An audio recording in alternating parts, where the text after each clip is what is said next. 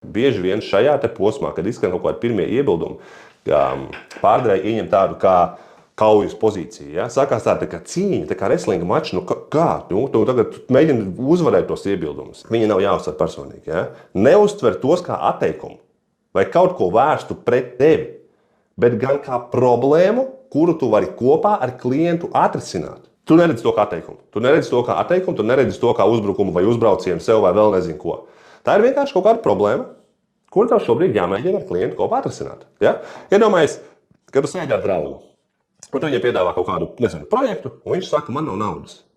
Un ko tu darītu ar draugu? Jā, klausies, kā mēs varētu šo atrisināt? Ja? Varbūt mēs varam to, varbūt to, bet ja tas, ja? Tad normāla saruna būtu. Tāpēc, ka tu ar draugu būtu vienā galda pusē, un tu viņam mēģinātu palīdzēt ar to tik galā. Saprot?